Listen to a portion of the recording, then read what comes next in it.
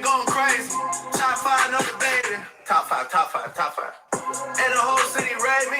And I'm back inside the matrix. That's right. And I said that we would make it. Top five, top five, top five. Me and Brandon back. Trying to give our top 5 best NFL players currently doing it right now. I know Brandon's going to give you some bias. He's going to throw in some fucking Charger we've never heard of, maybe.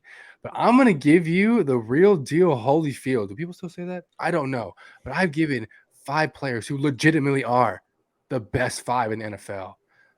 Brandon, before we hop into this, as an NFL fan, dude, there is so much talent. I was looking up some of the guys to even pick through, and I was like, holy shit, man. If it wasn't for injuries, it would be even harder to have picked some of the best players last year. You know what I'm saying? So like the NFL is so littered with talent. In this draft, a lot of the dudes looked absolutely ready to just ball. Nuts. Yep. Yeah, so we are in good hands, folks. As football fans, we are in good hands. And as Eagles fans, shout out, huh? Hey, we're in great hands. Fly, Eagles, fly. Fly, Eagles, fly. So, Brandon, we're going to give our top 5 players. Before we jump into it, do you have words of wisdom? Do you have a hockey update? Do you have anything to give me right now to chew on? My words of wisdom is because recently, as of you, not like unlike you. I'm still doing my bet. I'm on baseball right now. I'm in baseball. Right. I'm in the trenches with NBA basketball. What? I'm in hockey. He's in it all, I folks. have this problem where beginning of the week I start out good. I'm doing good. Feeling good. End of the week, right before the bookie pays out, I start to just head to a downward You want to give your money back. You feel bad. I guess that's what it is because like I'm always up. I'm always up. Like I was up like 8 units. Yeah. On like probably like heading into Wednesday, which is the day we get paid. And that Tuesday night, I lost like fucking like 4 bets. Yeah. And went back down to like fucking like I lost like half of my money. Yeah. And I was like, are you fucking kidding me? Why is this always like right before I get paid out? Right. But I guess right. I'd rather that than start the week out in the negative, Yeah, and then trying to fucking scratch and Climb claw out of your way it. back. Yeah, I guess that's probably better. To Jesus. be I honest. mean, at least you have a little bit of reprieve to go through the weeks knowing you can fire off some fucking gnarly ones, Yeah. feeling good about it. I'm feeling like obviously it's minus 400 for the Celtics to take that Heat series. Sketch, dude. So there's some going on in there, but the first game's in Boston, correct? Yeah. I'm feeling like I know it's they're a heavy favorite. I feel like I want to put a couple units on that. I want to get in on the game already happened. What? Oh, what happened today? Yeah. Okay, what happened? Heat won. Heat won. Yeah, bro. Okay, so something's going on, huh? I thought it was too good to be true. They were giving Heat 8.5 points. Oh shit, that's a lot. Yeah, I was like, what the fuck? I had them on the last leg of a teaser plus 13.5, and it was a fucking breeze. I'm gonna get in on this game too. I need to talk to you a little bit offline. Maybe we could talk about it right now, Brandon. What do you think about game 2? I think I said this about the Lakers series too. I think I said this before the series started. I think both teams that are going to lose the series are going to win game 1. Okay. And the Nuggets and the Heat both game win game 1. Okay. And then you had the Heat win. So you think Celtics win and what? Because I said before the series started, I think Celtics win in 6, and now this makes me even more feel that way. But yeah, I feel that. I think in the fact that the Celtics were up at like 15 at one point in this game shows me that there's like that possibility at any time. Possibility, yeah. I think pull away. I just think this whole like it's like not obviously like a narrative the NBA is pushing because they can't control that like people winning games, but I think it's like a narrative in the just in the energy of the world of sports. It's bringing the Lakers and the Celtics together. Yeah. They both have 17 championships, bro. What's fucking better than and what's better than having 18 against the other team that has 17? Exactly. It's perfect storyline. Exactly. And there's studs on both sides. Like it's LeBron, and then you have LeBron's. This is like a legacy playoff run for LeBron. If he wins this fucking title on his fucking foot is fucked up, bro. Yeah. He needs surgery on that shit. Yeah, and he's been playing on that shit. That man's always been a warrior. He's definitely has his floppy moments and his shit on the court, but when push comes to shove, I mean, LeBron's got extraterrestrial talent, bro. Exactly. Extraterrestrial. And I used to be the biggest LeBron fan. Like you could catch me at all times.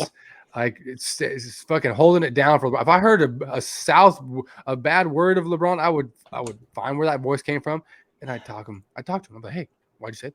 Whoa, what's your fucking? But now I've come around. I don't know if I love him too much, but See, I respect the game. I'm on the other. I think I'm on the opposite trajectory. I was Oh, never a really? You LeBron hate him? Now fan, you love him? and no, I don't love him. But like, if he wins this one, I'm gonna be like, all right, You're a bro, big fan, you huh? got my respect now, dude. Like, You know what I did this past weekend? I rewatched the Last Dance documentary, just to feel something a little bit, just to, you know what I'm saying? feel some But sports. dude, I mean, that is such a good, well-produced documentary, and like I love like LeBron. I mean, not LeBron, Jordan. Like he is.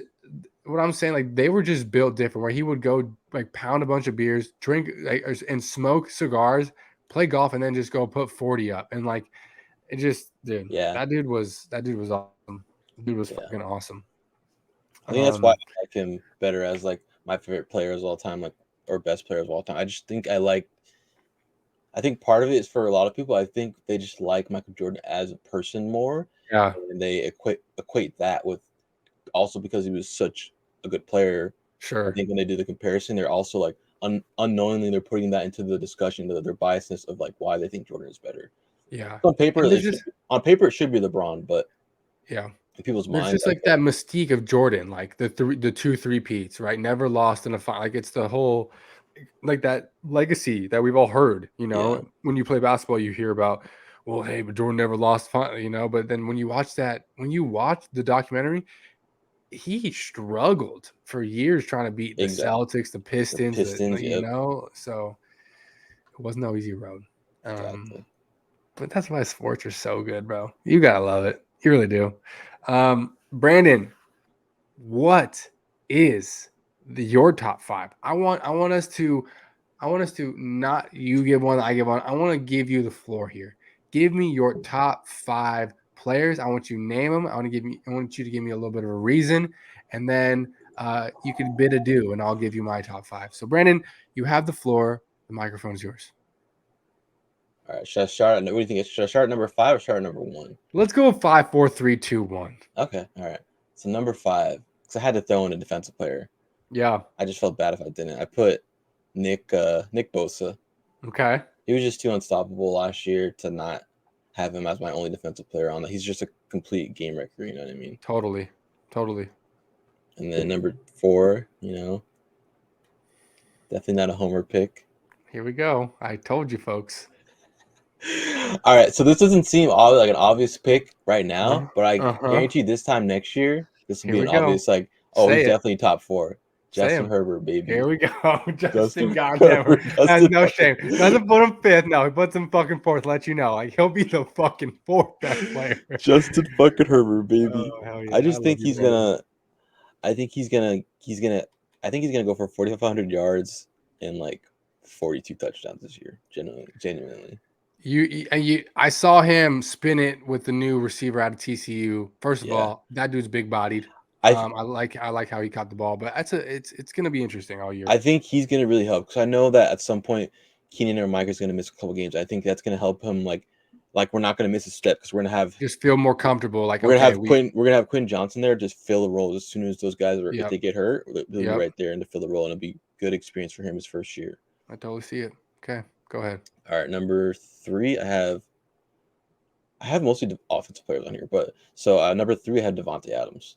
He's just if you watch him like play as a receiver, like he's just unguardable. Like Yeah. if you guard him 1-on-1, like you're not fucking stopping him. Like you Yeah, can't. good luck.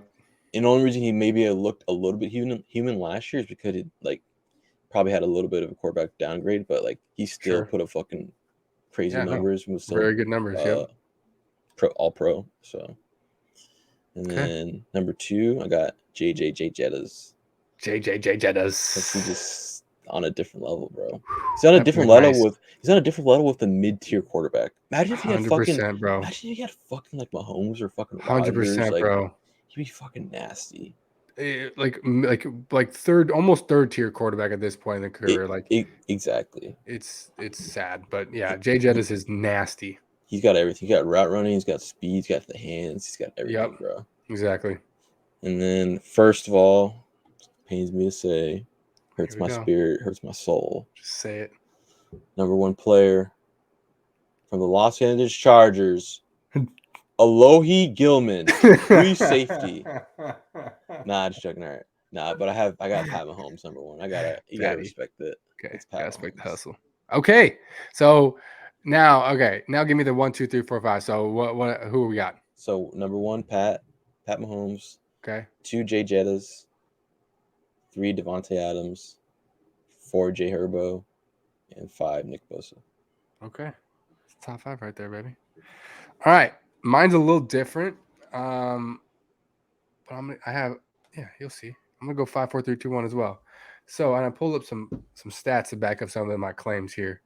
All right. So my 5th best player is offensive lineman from the San Francisco 49ers, Trent Williams. Wow. Trent Williams. I think he's the 5th best player. I think what he does for the team, what they ask him to do, I think they ask him to do a ton. You see him pulling guard all the time, running out in front of the running back, and always keeping the blind side nice and clean.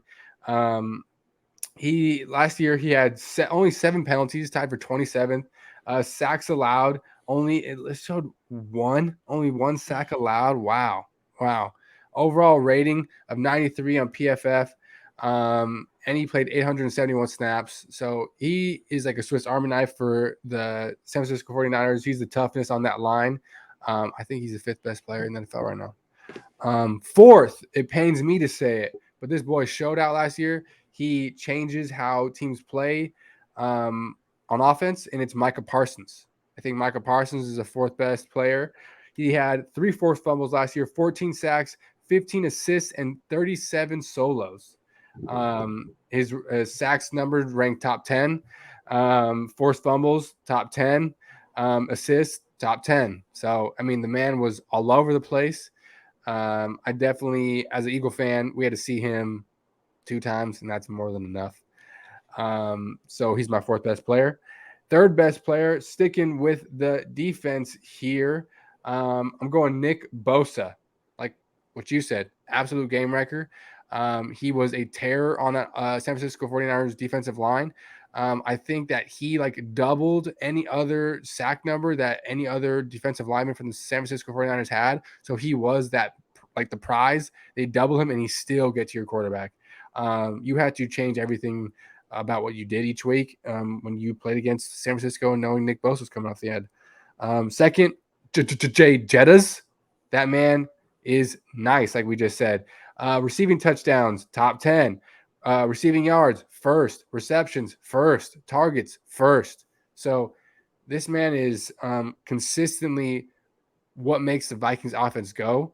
If it wasn't for him, Kirk Cousins, where would you be, man? That guy's refreshing everything for you and for that team.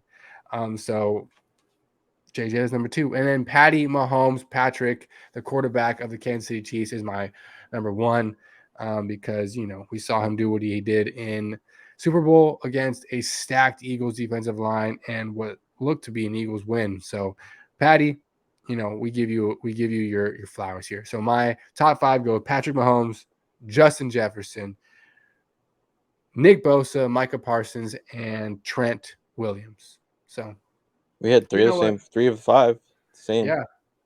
So exactly. So San and Francisco, Parsons was on he was between Parsons and Bosa too. Exactly. And I feel like they deserve to be in there because they change they just change the game. They do so much to the game. They do so much. They're so fast. They can run down your court. You can't do as much of the run RPOs.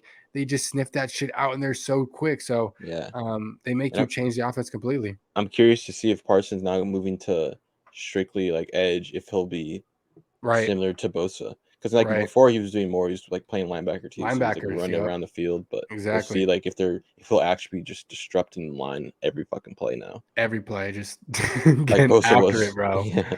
Getting after it. Okay, cool. I mean that's really what we wanted to get out of that. Before we go, should we do a little quick like anything else going on in the sports world that we should talk about besides like the basketball we did? I think besides that, like it's the dog days a little bit. Oh, we were talking about this earlier. UFC's got some shit coming up, folks. Dustin Poirier and Gaethje are gonna square off pretty soon here.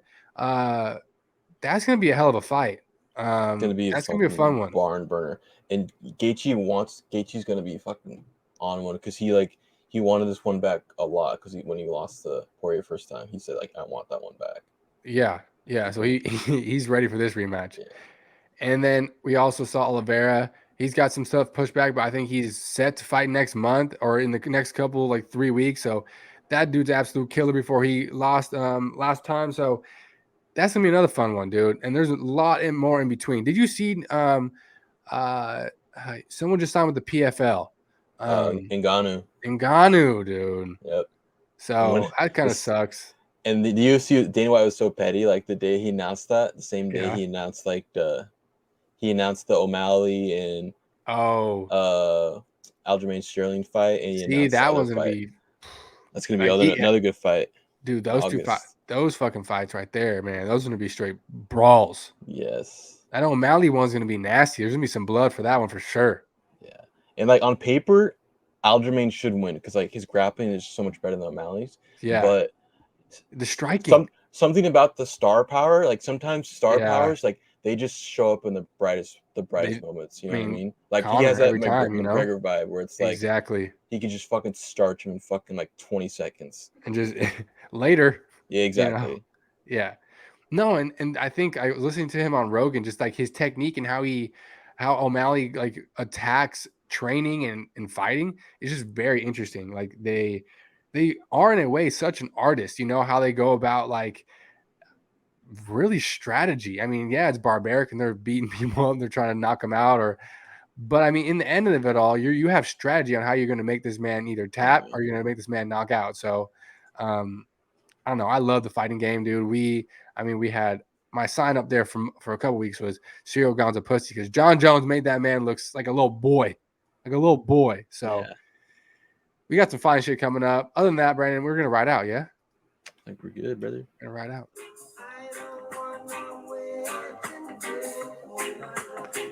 This one is a great song. And is it, do I want to wait in vain for your love? It is, but I always thought it said, I don't want to wait and beg for your love, but it's not. Anyways, folks, it's Marley. Peace and love. Till next week. Deuce.